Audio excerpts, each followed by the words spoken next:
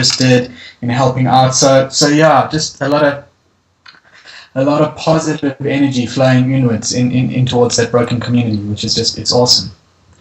Fantastic, bro. That is amazing. So, tell me exactly what you're doing, because you're doing quite a few things there at the community now, aren't you? Yeah, I mean, my heart is just, is just for the development of that community and through the children. So, yeah, sure. And just partnered up with a couple of organizations, well, big partners with one of them. And I guess in all, we've got an aftercare for creche until grade 7 for about 350 children. They get fed a meal a day, and then there's a lot of playtime. There's some maths tuition in on a Thursday. We're just starting up some more numeracy and literacy tuition, which we actually really need a lot more support for. There's a lot of emotional counseling, spiritual teaching, arts and crafts and dance, and just keeping these guys occupied and entertained and well looked after. Then we've got a soccer club for about 120 boys aged 7 to 18, and we run these guys Monday to Sunday. We keep them off the streets every afternoon after school, and that's basically the whole thing. Is these guys come home from school, and there's nothing for them to do and nowhere for them to go. So it's all hanging out on the streets. They do their homework on the streets. Everything is on the streets, and there's just nothing for them. So our real focus is to create an extramural learning environment for these kids, where they can play sports, where they can learn academic stuff, and then also just vibe with some singing and dancing and arts and craft. Then I've got a teenage youth group of about 50 teenagers. We meet every Tuesday evening to just talk about life, just life. Last month we discussed teenage pregnancy. This month that's just passed, we finished with alcohol and drugs. And October is poverty month. We kind of have debates and I bring in some teaching and extra video clips, just info clips, just to give them information and quizzes, and trying to make it exciting for them.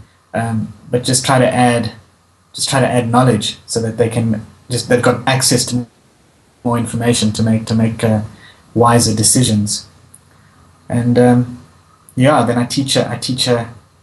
I ran a Bible school there also, which is really focused on understanding what is being said in the Bible, understanding context, understanding it for what it is, not for how we want to understand it, or so it's just teaching people to correctly understand it before they go out and say anything. And then otherwise it's just mentoring, one-on-one, a lot of one-on-one mentoring with 20-somethings, because all of the leaders for all of this work come from within the squatter camp, and they're all 20-somethings. Most of them were grade 12 failures, and now they've kind of committed their lives to change, and they're all volunteer leaders. So trying to just uplift them, trying to get them to complete their schooling, and trying to move them into tertiary education, trying to encourage them, trying to find, do some fundraising to support them, because these guys, they're the ones that actually do all the work. So yeah, that's it. It sounds like a full-time job. Are you there every day? This is what I do, bro. It sounds like a full-time job, but it's bigger than that. It's my calling. It's my life. So yeah, it used to be 7 days a week, and then thankfully my wife has come to bring a little bit of balance to that. So I've managed to drop that down to 5, sometimes 6 days a week. Although a lot of the time it goes into the evenings as well. But yeah, it's just that's my calling. That's why I'm alive. So it's awesome. I love it. And where do you get your funding from? Yeah, there's no steady, dependable funding of any note. So far, it's been Kim and myself with the little. I don't take any salary. I get from one NGO. They give me a stipend. Another church gives me a little stipend. My father's business gives me a little stipend. So I just kind of live off the generosity of others. And then between Kim and myself, we've been contributing as the only real solid, dependable contributors. And then there's just over the last 2 years, we've accumulated about 7 families, individuals and families who've come on board and are giving their little bits and pieces. So that's for soccer club, Bible school, and teenage youth group. Nothing solid. That's just kind of 7 families and me and my wife that look after that. The aftercare, there's a couple of churches involved, and also PricewaterhouseCoopers, and one other company, but nothing significant. So yeah, my role is really been this year to try and create a greater awareness at the people who went in and started the aftercare.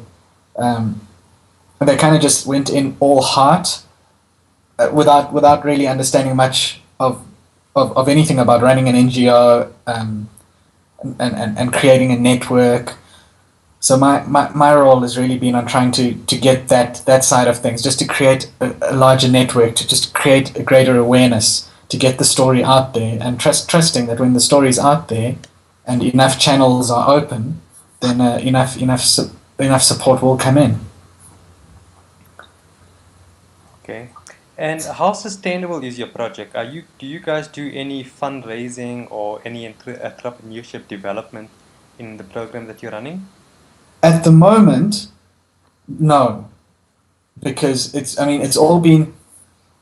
everything has been started off at grassroots, where we've been, like, literally the last 3 years has just been, the needs are so huge that you're running around and you're trying to just meet all of these needs at the same time, training up these young leaders. So in the last year and a half, we've put in a lot more investment into our volunteer leaders, getting them training, got them certified in childcare work, managed to get 1, 2, 3, 4 guys to complete their grade 12 this year.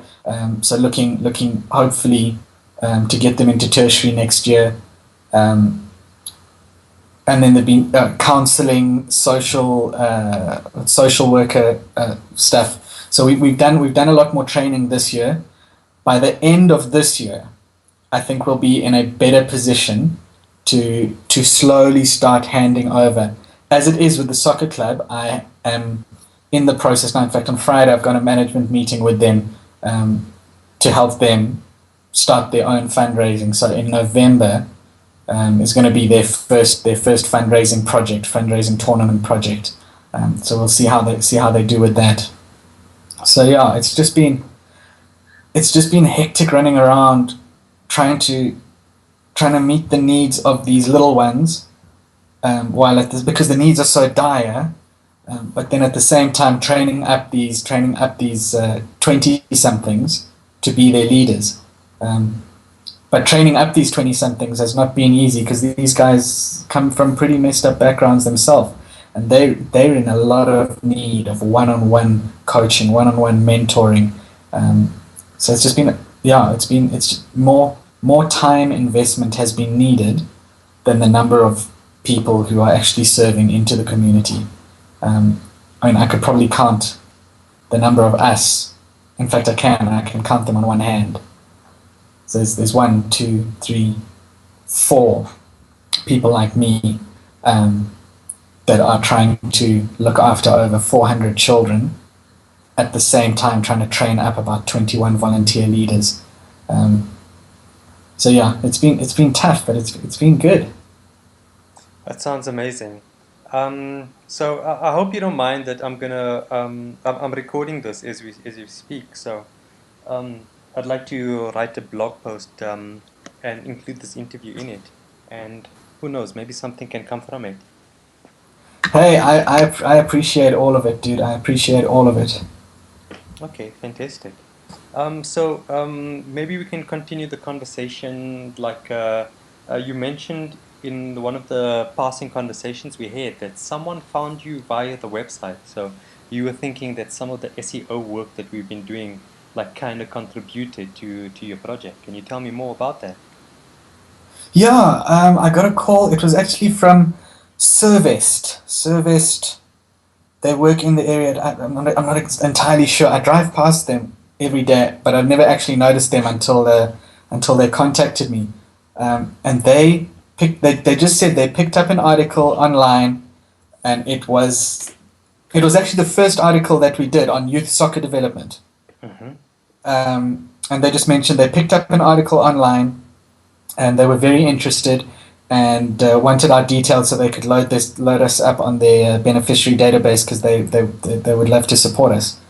And on the same day, I got another message from Talana showing me another online news article, Tweeple, Joburg Tweeple. That same youth soccer development article was uploaded onto that online newspaper. And then I got another call from the Roodepoort North Sider community newspaper. They picked up an article online on that same youth soccer development, and then they asked me for more info because they wanted to run that article in their newspaper. So that was hugely encouraging. Yeah, I mean, I've never been able to reach like that so quickly, and to get. I didn't really do anything that much different. I just wrote my normal article,